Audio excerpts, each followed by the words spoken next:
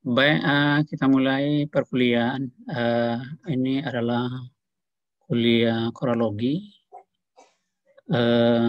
Ini pertemuan yang kelima. Pertemuan yang kelima itu ini adalah tentang reproduksi. Kita mulai dulu dari kita perkenalkan dulu karang. Karang ini adalah seperti ini ya. Jadi pada dasarnya ada yang bercabang.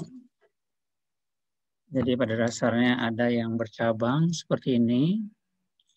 Kemudian ada yang lebar ya, ini seperti meja, ini acropora ya, hyacinthus.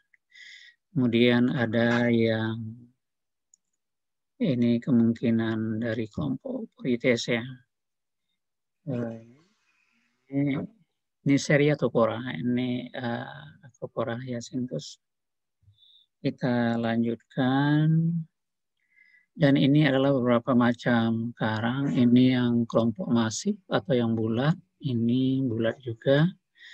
Ini yang submasif. Yang ini yang bercabang.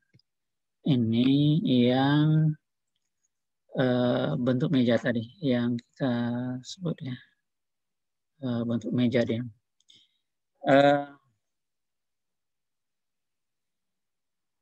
Kemudian yang ini adalah dalam kelompok Phangia. Phangia yaitu dia berbentuk soliter. Yang lainnya ini soliter, ini dia hanya satu polip. Pada dasarnya yang lain adalah dia berbentuk koloni dia. Berikutnya, dan ini juga berbentuk koloni, ini adalah Porites lutea. Apakah ini, dan ini adalah bulu babi ya. Yang ini boleh jadi ini Goniasterea, dan yang ini tidak begitu kelihatan, dan yang di belakang juga tidak begitu kelihatan. Kita lanjut. Ini adalah Zooxanthellae yang kemarin sudah kita ceritakan bahwa Zooxanthellae ini memiliki hubungan bersimbiosis mutualisme dengan karang. Jadi karang, akan tetapi ini karang ini dia berada di posisi yang lemah. Apa sebab? Kalau seandainya karang, dia tidak bisa hidup tanpa Zooxanthellae ini atau Zooxanthella ini. Akan tetapi Zooxanthellae ini bisa dia hidup tanpa terumbu karang. Dia bisa keluar dari karang apabila suhu atau kualitas air tidak menguntungkan bagi Zooxanthellae ini. Nah, jadi karang di sisi lain dia memiliki kebutuhan terhadap Zooxanthellae, tapi dia berada di sisi yang rentan. Berbeda dengan Zooxanthellae, dia membutuhkan karang, akan tetapi dia apabila suhu dan faktor lainnya yang tidak menguntungkan bagi karang, dia akan keluar, sehingga karang ini tentu dia akan mati ya, kalau seandainya terlalu lama karang tidak mempunyai Zooxanthellae ini. Kita lanjut, dan ini adalah dari histologi. Dari histologi kita melihat yang ini adalah lapisan epidermis. Yang ini adalah gastrodermis atau endodermis. Yang ini adalah mesoglea. Dan di endodermis ini terdapat, atau di gastrodermis ini terdapat Zooxanthellae. Dan di sini ada beberapa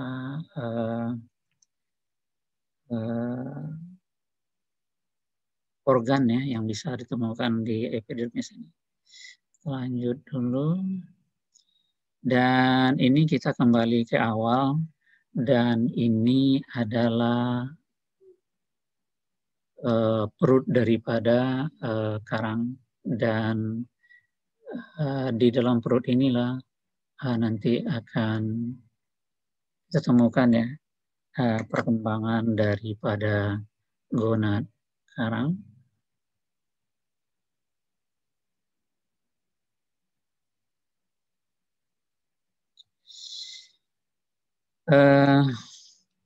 Jadi setiap organ ini satu buah polip. Ini apabila karang ini diperbesar ya, umpamanya tadi bisa kita lihat. Ini dia. Ini kan polipnya terlalu kecil ya, tidak bisa kita lihat. Akan tetapi apabila kita close up lebih dekat lagi, sehingga kita bisa melihat daripada polip daripada karang. Apa itu polip? Polip itu adalah individu daripada karang. Jadi karang itu terdiri dari beberapa polip yang berbentuk berkoloni. Tetapi dia kalau berbentuk di soliter, dia hanya satu polip. Tetapi ini adalah kelompok yang berkoloni. Jadi terdiri dari banyak. Jadi dari sampai ribuan daripada polip. Ini satu polip, ini satu polip, ini satu polip. Dan ini adalah bentuk polip apabila tentakelnya dimasukkan ke dalam rongga perutnya. Jadi tentakel ini dia akan aktif pada malam hari dia sebagian besar karang. Walaupun ada beberapa spesies ya, seperti albivora yang saya sampaikan kemarin, dia hidup di pada siang hari dia mengeluarkan tentakel, tetapi dia kalau malam hari dia menyembunyikan tentakelnya. Jadi dia terbalik. Dari sebagian besar daripada karang dia menyimpan daripada tentakelnya pada siang hari dan dia aktif pada malam hari. Jadi ini adalah pada malam hari. Kalau dia seandainya dia pada siang hari dia seperti ini, dia akan masuk ke dalam daripada ini. Jadi seperti inilah kira-kira ya. Jadi seluruhnya itu dia sama. Walaupun kalau seandainya dia polip ini kecil, dia ukurannya mungkin kecil ya, tapi dia ada ukuran terbesarnya. Sama saja dengan manusia. Apabila dia telah sampai ukuran maksimal daripada manusia ya, manusia Indonesia umpamanya dengan rata 165 ya, tinggi yang laki-lakinya, jadi sudah sampai di ukuran itu dia tidak akan berhenti dia. Tetapi akan tumbuh dia polip lain. Jadi polip yang ada ini dia dan tempat tumbuhnya kemarin ada yang saya katakan extratentacular budding, ada dengan intratentacular budding. Seandainya dengan intra dia berada polip yang baru itu muncul dari polip yang lama. Tapi seandainya extratentacular budding dia akan muncul dia di luar daripada polip ini. Oke, saya lanjut. Ini akan kita lalui ya, endodermis kemarin sudah kita bicarakan ya. Kemudian kita akan melihat ya, ini yang dikatakan epidermis. Kemudian ini adalah mesenteri. Mesenteri adalah satu-satunya lapisan yang memiliki dua lapisan daripada endodermis. Dia terdapat di dalam tubuh daripada karang. Jadi sebetulnya ini berasal dari ini. Dia kalau kita lihat seperti ini, dia kira-kira seperti ini dia. Jadi yang ini adalah ini. 1, 2, 3. Dia ini adalah 12 ya, mesenteri. Ini terdiri dari 12 mesenteri. Kemudian yang mesenteri ini kalau diambil ini 1 akan menjadi dia seperti ini.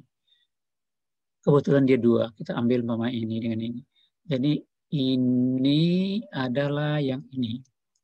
Yang ini adalah ini. Jadi ini adalah lapisan daripada mesenteri. Lapisan mesenteri ini memiliki 2 endodermis atau gastrodermis. Yang ini dan yang ini. Dia juga memiliki mesoglea. Dia berbeda. Ini kalau dia, ini kan kebetulan dia berada di mesenteri. Apa hubungannya dengan mesenteri? Mesenteri ini adalah tempat di tempat mesenteri ini berkembangnya gamet daripada karang. Jadi karang, apakah itu dia jantan, jadi yang jantannya nanti akan tumbuh dia di sini. Di sini dia. Apabila dia betina, di sini juga dia tumbuh. Tetapi karang biasanya dia umumnya dia hermafrodit. Jadi dia yang ini biasanya yang ini di sini jantan, di sini jantan, ini betina, di jantan, ini betina. Jantan, betina. Ada gitu dia posisinya. Ini kalau kita lihat dari atas ya. Kalau dilihat seperti ini, ini nih kalau kita lihat di atas, kita potong dia. Kita potong ini akan kelihatan nanti yang ini seperti ini dia. Kita potong. Jadi ini mulut, yang ini adalah mesenteri. Ini kalau kita rubah dia akan menjadi ini. Jadi 2 ini dia. Yang lapisan ini ada ini. Kemudian yang di mulut daripada mesenteri ini, mulut dari koral ini dia. Jadi ini dia. Oke. Di sini dia memiliki tadi endodermis ya. Endodermis ini dengan ini. Ini juga endodermis. Dan ini adalah mesoglea. Ini mesoglea. Baik. Mudah-mudahan bisa dipahami. Yang berikutnya. Jadi yang tadi ini kan bagian daripada karang. Yang ini adalah tentakel. Yang ini yang dikatakan mesenteri. Jadi gonad itu akan tumbuh di sini, di mesenteri. Gonad dia, ini namanya gonad. Tumbuh dia di dalam mesenteri. Di sini dia. Kita tidak bisa menentukan apakah dia jantan, apakah dia betina. Kita tidak bisa menentukan. Apa sebab? Dia adalah termasuk vertebrata. Jadi kita hanya bisa mengetahui daripada karang ini. Apakah dia jantan, apakah dia betina, apakah dia jantan betina. Setelah ditelusuri daripada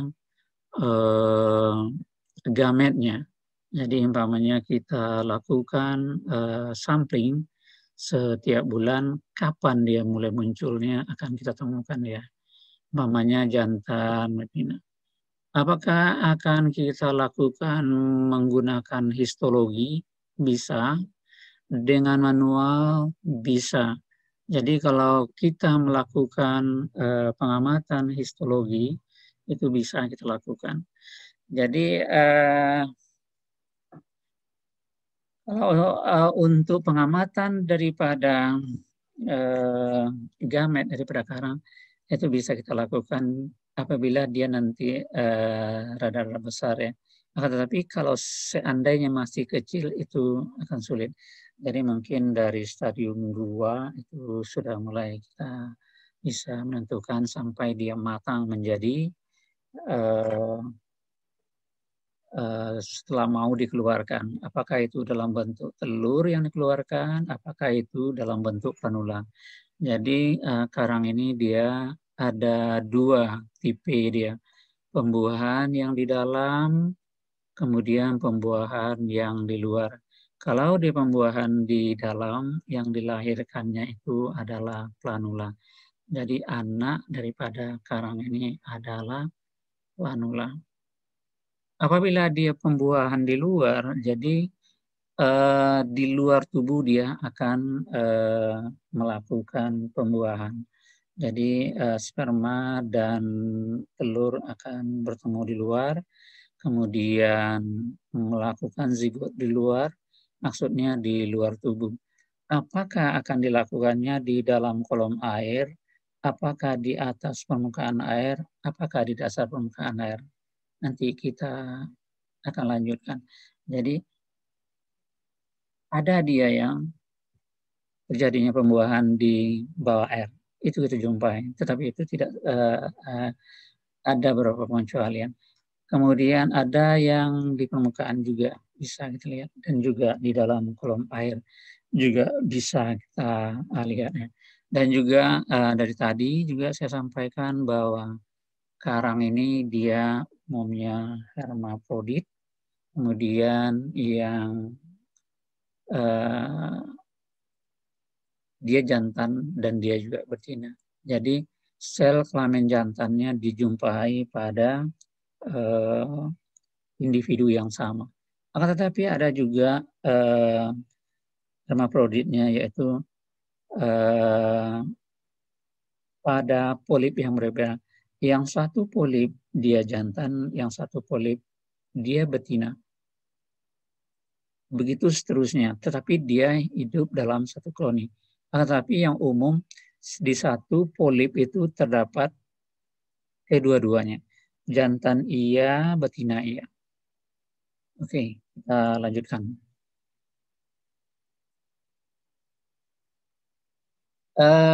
Langsung kita ke planula ya. Ini planula. Ini planula larva ya. Larva dari planula. Ini dia yang umumnya setelah dia keluar dari karang, dia akan berbentuk seperti ini dia. Dia memiliki mukus. Kemudian ini adalah oralnya. Yang ini oral. Dan di sini adalah mulutnya. Dan sini adalah aboralnya. Kalau dia berenang dia mengarah ke arah ekornya atau ke arah aboralnya. Jadi sementara di sini mulutnya, dia bukan berenang ke arah mulut, tetapi dia bergerak ke arah belakang. Kemudian juga ya, yang paling banyak memiliki nematosid ada di aboralnya, yang di daerah ini. Di daerah ini dia memiliki banyak nematosid. Yang di sini ini kurang, apa sebab nematosid ini juga digunakan untuk menempel pada substrat oleh planula ini. Baik, kita lanjut. Nah, ini adalah yang betul-betul ya, planula. Inilah bentuk dari planula ya. Kemarin juga sudah saya sebutkan, ini juga. Ini setelah 2 hari dia bisa memanjang. Kalau umpamanya tadi ini dia baru lahir dia seperti ini. Tapi dia setelah 2 hari dia bisa manjang. Dan bisa juga berbentuk cacing ya, bisa membulat, bisa bermacam-macam bentuk ya daripada larva terumbu karang ini. Baik, kita lanjut. Ini adalah berbagai macam bentuk ya. Ini setelah beberapa hari dia memanjang. Yang baru lahir ini dia. Ini yang baru lahir. Ini juga setelah beberapa hari ya. Ini juga yang baru lahir. Dan ini pada dasarnya ini sudah beberapa hari. Dan ini adalah yang abnormal. Dia memiliki 2 oral. Ini satu, ini satu. Yang aboralnya 1, tetapi oralnya dia 2. Kalau di sini oralnya adalah ini. Yang oralnya ini ada ini dan ini.